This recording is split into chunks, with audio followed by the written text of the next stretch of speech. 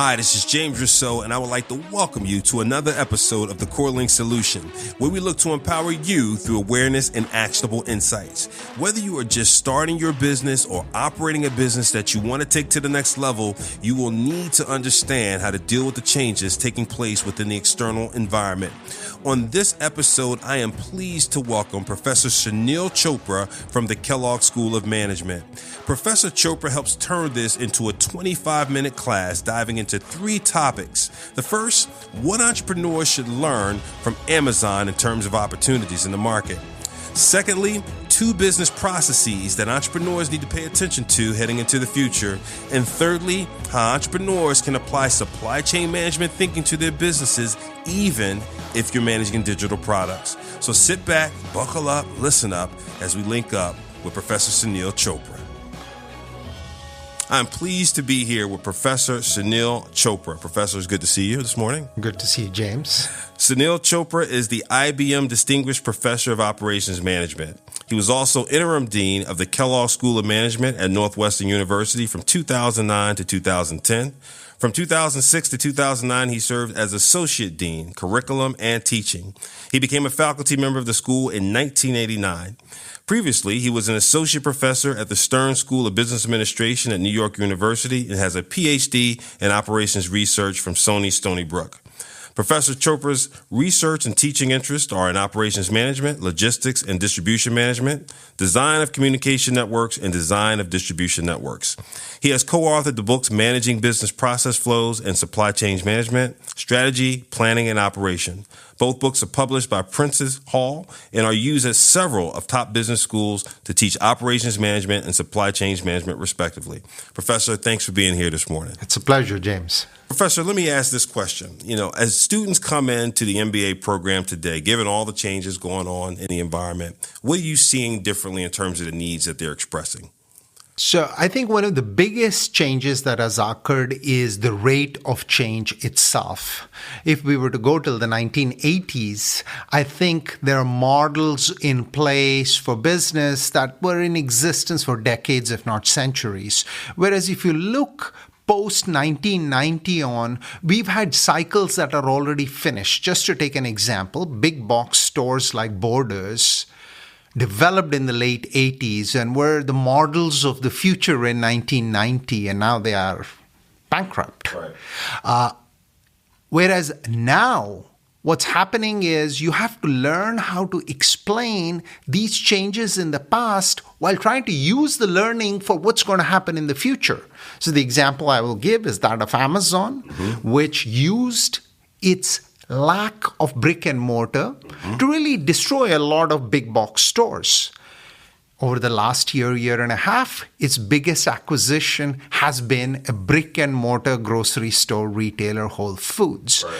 So I think this ability to work in a quick changing environment requires a certain level of flexibility in people. And what it requires more than anything else is that they have a framework of how things work that can explain both.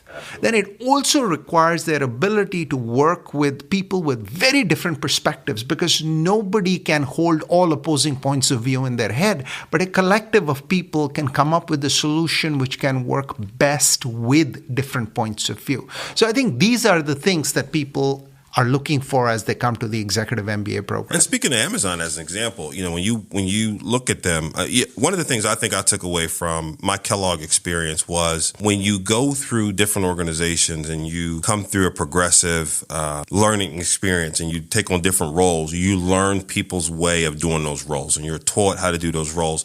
By getting the foundational learning in school, you learn the fundamental principles of the whys. And therefore, what you learn from someone was maybe the way they adopted of doing it, but you don't always get the why, right? Having the fundamental education helps you get if I understand why I'm doing it, I understand the options of doing it. Thus, maybe I create a different way of doing it. I found to be instrumental. The second piece I want to touch on when you mentioned Amazon, for example, and that pivot from what seemed to be an all online business and more brick and mortar business is their continuing reach. The latest thing I've seen is this Amazon logistics piece. Absolutely. Where, and I don't fully get it yet, but it looks like it's going to be package delivery, which looks like a head-to-head competition with UPS and FedEx to me. I don't know if you've seen this yet. Absolutely. If you just focus on Amazon's outbound shipping, it is roughly 15% of UPS worldwide. So only Amazon packages traveling in the world, if they were to form a business of their own, would be about 15% of the size of UPS worldwide. Right. So especially in dense areas and cities, Amazon has enough scale that it does not need an intermediary. And I think this is really if I think of it, this is a big opportunity in the future for all entrepreneurs. As the impact of scale changes with technology, the question is, can we set up businesses which we have enough scale for and can do much more efficiently than large platforms which we might have been going through in the past? And so Amazon has clearly realized that in terms of package delivery, it has enough scale in local areas, and especially with the acquisition of Whole Foods, from where grocery delivery is already going to people, adding on other packages could actually be fairly cost effective. Yes. Wow, that's interesting. So this program and platform is about empowering people through awareness and insights, and try to give folks nuggets, both if you're folks staying in their career, so personal leadership development and entrepreneurs. And when I think about your areas of specialty, business processes and supply chain management, what are some of the things that you think from a business process perspective that might impact entrepreneurs? What things might be top of mind? So I think from a business process perspective, there are two things I will emphasize. I think first, going back to the Amazon example, we are entering an era where what you will see is people will develop these complementary capabilities, and businesses need to be very careful about getting stuck in the middle. Just to use an example, Blockbuster is where we went to rent movies, right? And what happened is Blockbuster got squeezed by two companies, both taking very different strategies, two startups. What did Netflix do? What it did is it said, I'm going to take the floor of Blockbuster, where the type of movies sitting there are the ones that are not sort of rented all the time. They're somewhat older movies. But then what I'm going to do is I'm going to create a different distribution process, which is much more efficient at handling variety. Along came Redbox, which said the opposite. What I'm going to do is I'm only going to take the new release wall of Blockbuster. I'm going to put the new release wall into a vending machine, and I'm going to put these vending machines all over the place. Right. So what you had is two entrepreneurial opportunities which were obtained by looking at a business and recognizing that this business was trying to do two different things using the same process. I think with the way technology has evolved, this opportunity exists everywhere. The second big opportunity that I see is the availability of information technology in particular has really offered the opportunity for entrepreneurs to develop more peer-to-peer platforms.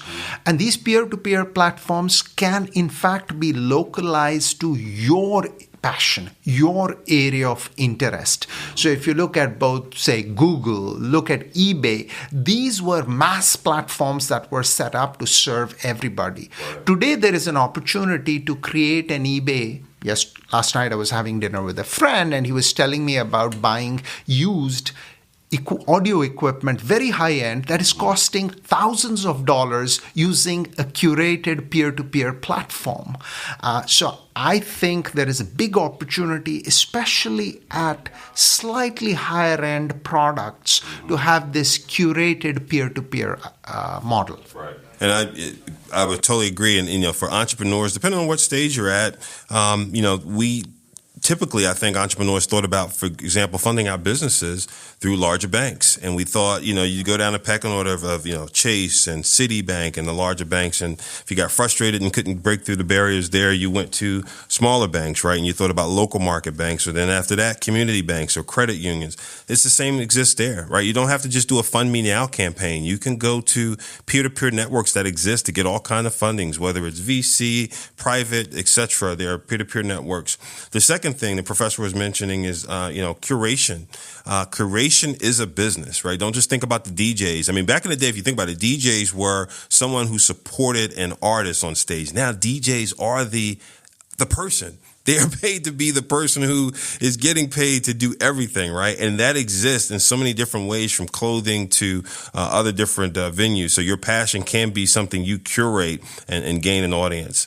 When I was thinking about your other area of expertise, supply chain management, Professor, the one thing I thought about, example, when we thought about supply chain management, most of us think about logistics commercials, right? We see those big conveyor belts in the background of a FedEx commercial and all those conveyor belts. We don't often I think about supply chain management relative to the digital world, for example, digital distribution and all those kind of things. How would you suggest we think about it for those entrepreneurs who, first of all, it's hard to be an entrepreneur and be in business and not think digital.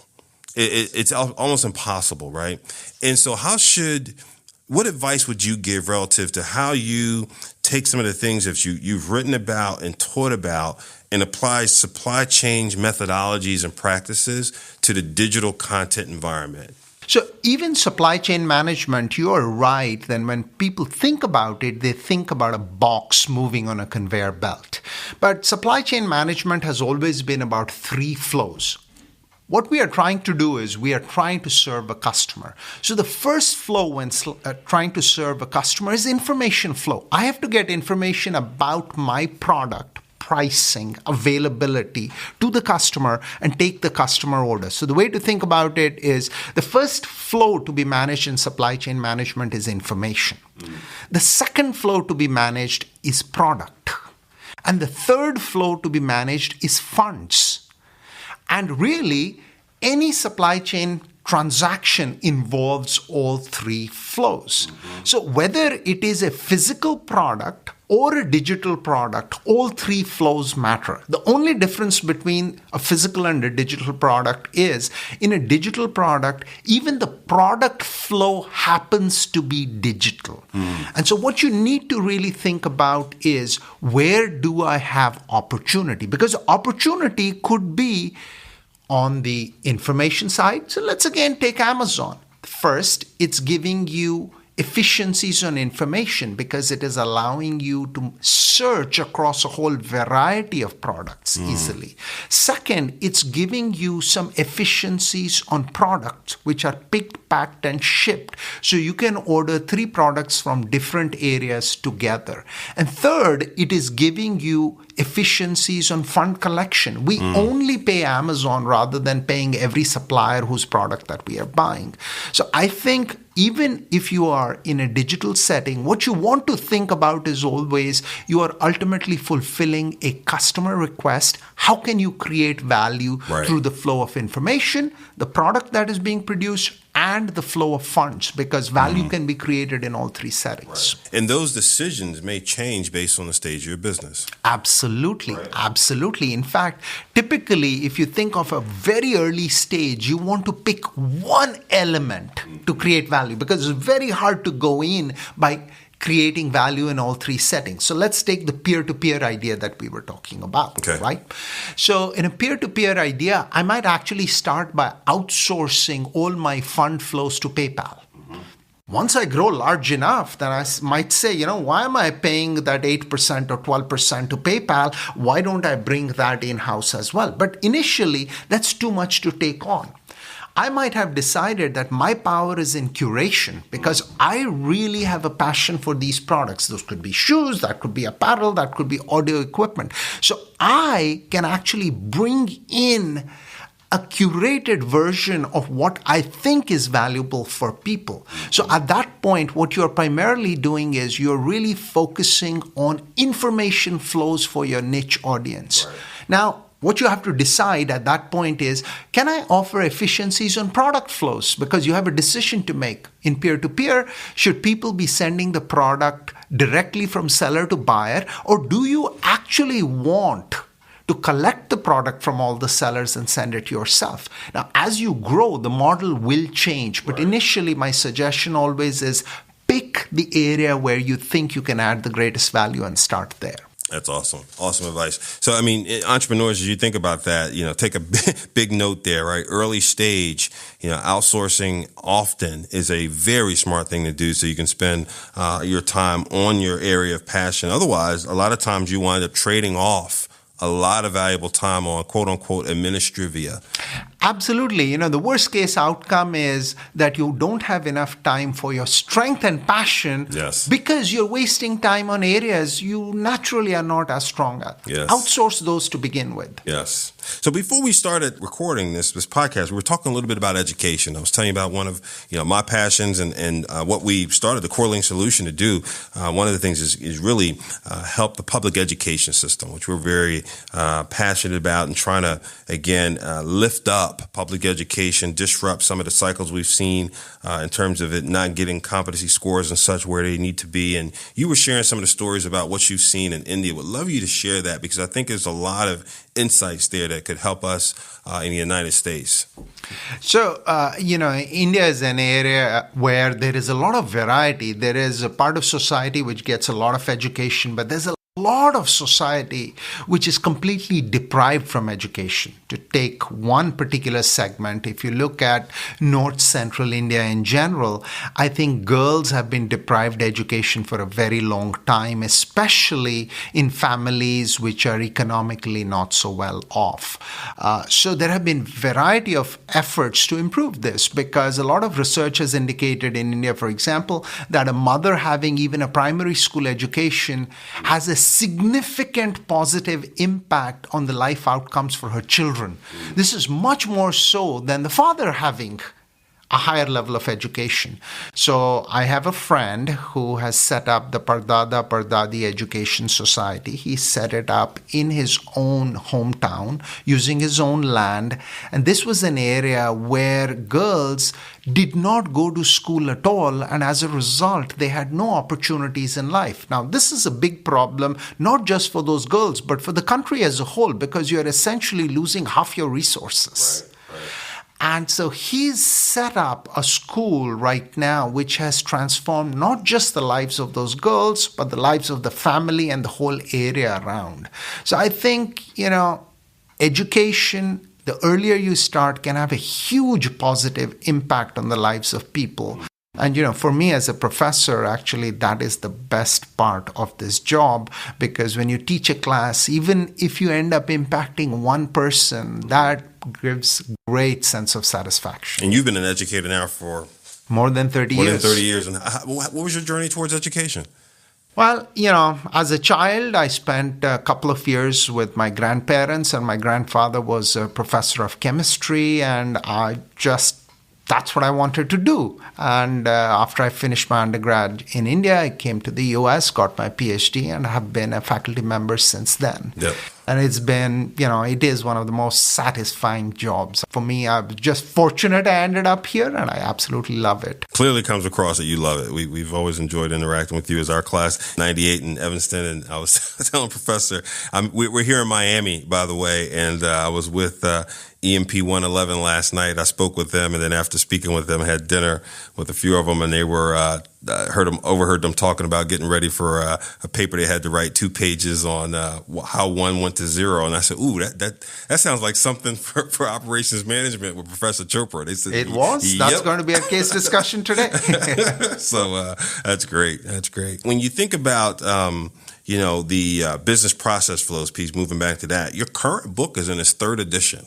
Right. And I know this book, you currently teaching out of that book, correct? That and my supply chain management book. Okay. So the Business Process Flows book. So is a 4th edition coming soon?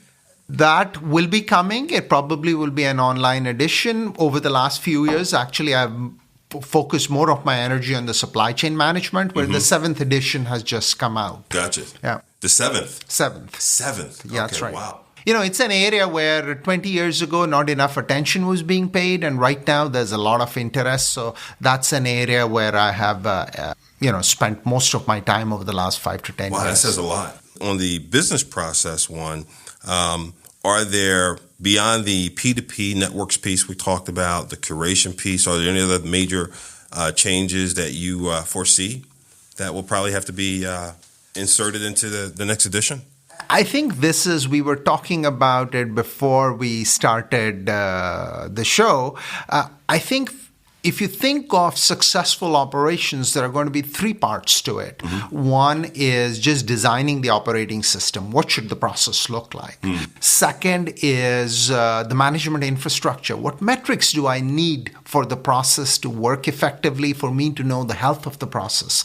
But there's a third part which arguably is even more important, which relates to mindsets and behaviors. Every process ultimately is operated by people, and how people operate it plays a big role in the success. Absolutely. And I think we are getting to the point where a lot of industry has done a reasonable job on the first two pieces, and most of the issues lie with the third. Right. So when I think of successful operations management, I think we need to do a lot more about mindsets and behaviors, motivations, group work, so that really the people who run the process actually own the process, improve the process, and make it better. And on the supply chain management side, you said the seventh is published or getting ready? It's published. It's published. And what were some of the major changes to that? I would say the major changes to that really are illustrated by the example of Amazon I started with, where businesses are realizing that, if I can create a hybrid infrastructure, so it's not that online alone is going to win, it's not that brick and mortar alone can survive. So just to give you an example, Nordstrom, the latest stores that it has been opening are 3,000 square foot stores with no inventory. Gotcha. They are primarily showrooms where people can go, get fitted, decide what is best in terms of what can be selected, but then product can be brought there and customized to their needs as well. So I think what we are going to see is an evolution from both sides. So far, most of the evolution has come from the online players, but I think the brick and mortar players are beginning to react. If you look at Walmart spent almost $20 billion buying Flipkart in India. Yeah. Walmart is going to be the biggest online competitor of Amazon in India. Yeah. So I think it's a very interesting space where there will be a lot of opportunity. I think for entrepreneurs in particular, I feel supply chains at the higher end are ripe for disruption. Designer clothes have been sold in the same way for the last 50 years. I don't think that's efficient. It's full of waste. And I think that's definitely ripe for change. I'm just giving that as an example. Got it. Well, thank you for taking the time. I know you have classes today. I know students are readily awaiting to see you soon. And as we wrap up, there's always a question I love to ask folks is you have a lot of people you spend time with and always looking for more guests for the show. So anyone that you know that you think we should know and have on the program? The founder of the Pardada Pardadi Education Society that I suggested, Sam Singh, would be a great guest. I think he offers ideas for entrepreneurs. He went into an area where no parent was willing to send their girl child to school. And he's now at a point where there are 1,500 girls in his school, and there is a waiting list to enter from the same area. Wow. He went at a point where he put in his own money, his own land to get things started. He is now at a point where he has immense corporate sponsorship. He has foundations supporting him. So I think it'll be a great story both for entrepreneurs as well as for people interested in education and social uplift. We very much appreciate that introduction. Thank you for being here today. Pleasure, James. Thank you. Thank you for linking up with me for another episode of the CoreLink Solution. You are informed, and so you are empowered and can be accountable. 3 points I picked up from the conversation. 1, be thoughtful in starting your business or growing your business. Start with your strengths, outsourcing all else where you can, e.g. how Amazon did online. And over time, you can disintermediate, take things back in-house, and gain more margin if you want to grow those capabilities. Point 2, as it relates to business processes, be mindful of growth of the peer-to-peer platforms and the opportunities they will present. And then point 3, under supply chain management, examine all 3 flows within your supply chain for opportunities they can present. Overall, nothing else has changed. If you find the podcast to be of value, please subscribe, rate, and review. This program is about empowering you through awareness and actionable insights in the areas of personal leadership development, entrepreneurship, and social justice, in particular, education. As you listen to these podcasts, you may have questions, hear things that are new to you, terminology, etc. for the first time. That's good. I'm here to serve. Go to our website, thecorelinkssolution.com, and right below the show notes, you will see a comment section. You can ask your questions, mention challenges you face in the areas I mentioned, and even tell me other guests you'd like to hear from. Alternatively, you can do the same through Facebook, Instagram, or Twitter. Thank you so much for linking up, and I'll see you next episode.